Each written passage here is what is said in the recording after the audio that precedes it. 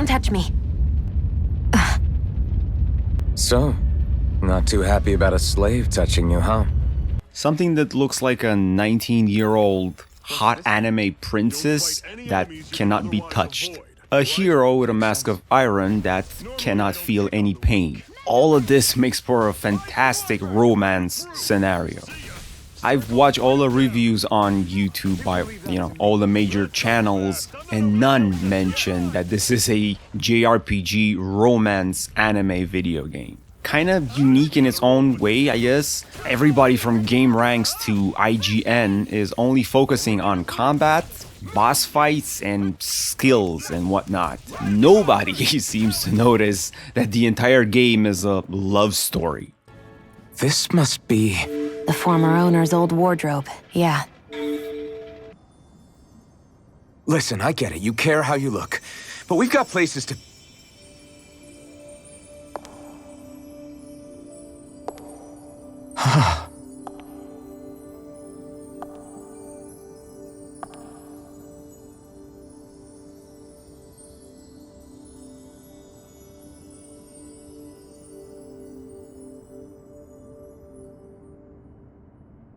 What is it?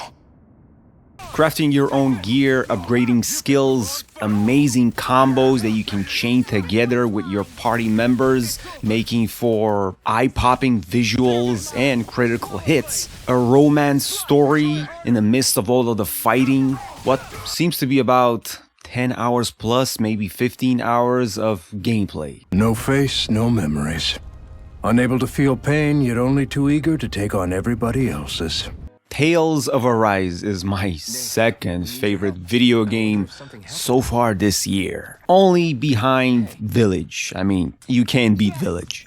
Tales of Arise kept me going all the way hard. I did not skip any cutscene, mostly because I was really interested in the story. I did, however, skip fights. The map regenerates the bad guys each and every single time you re-enter an area. And since farming is not for me, and nor do I want to be over-leveled, I kind of chose to avoid certain fights, and the game lets you do that. You don't have to aggro the mobs all the way, and you can run from them if you don't want to put up a fight. And in any case, you can always choose story as a level of difficulty. I'm imagining story is like easy mode, so you can basically breeze through the entire game, just enjoying the story without the combat being too harsh. I did try the game on the hardest level of difficulty, and I found that it sucked.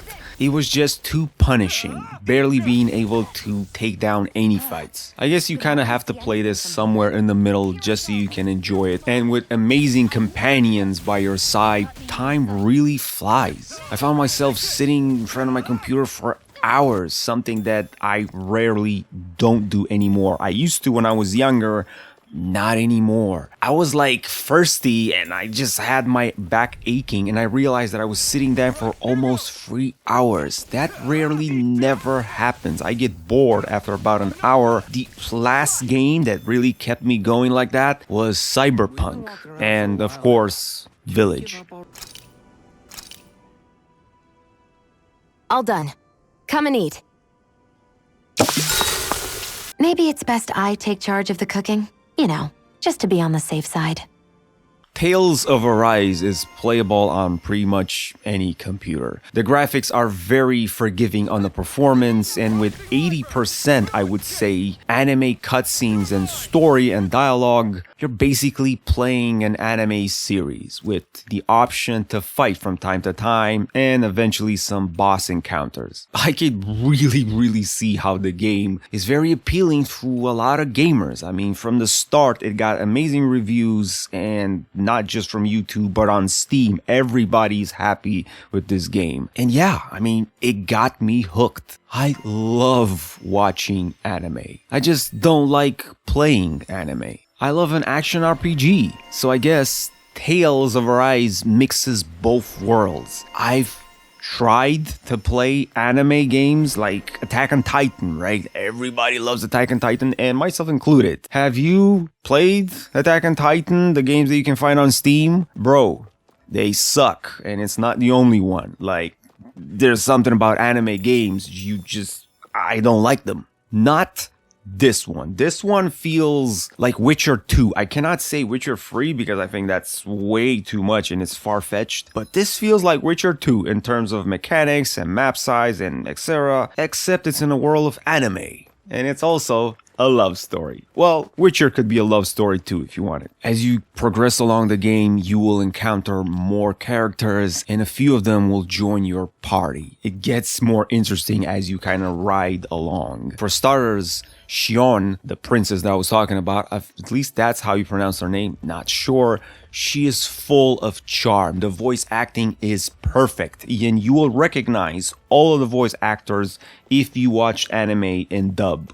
I know, I am the sinner that watches anime in dub, but besides the point, the voice acting is very good. It's full of life and just everybody has something interesting to say in a witty way, except for the main hero. Yeah, the guy with the mask, the one that you play from the beginning, I feel like someone either did it on purpose, so it made him look dumb, or is just poor writing. Either way, seriously, this guy needs more lines. I felt like the main hero sometimes is just too dull or lacking IQ. While everybody around him had like interesting things to say and the dialogue kept popping, this guy felt like he's in the 5th grade or something. I kind of see it as poor writing from the people that did the script. That's just how it is. And with this, I can conclude any minuses that Tales of Arise has to offer. Dude, everything about this game it just works.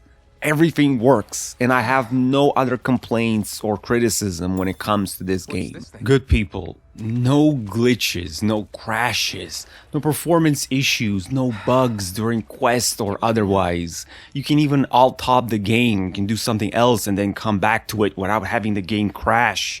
Hence, Warzone. It's like everything works, and it works well. This is heavily polished.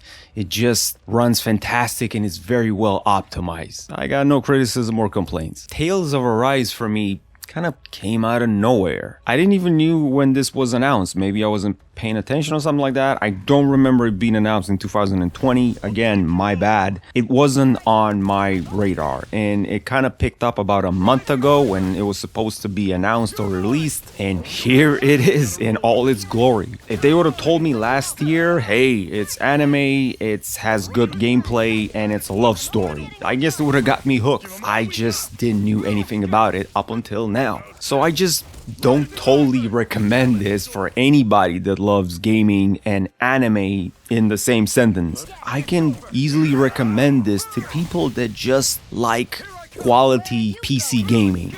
Hey, I play this on the PC. If you have a console, whatever, for me it's PC gaming. Tales of Arise is done well, surprisingly well. And it gives you the freedom to enjoy it with whatever it offers without compromise.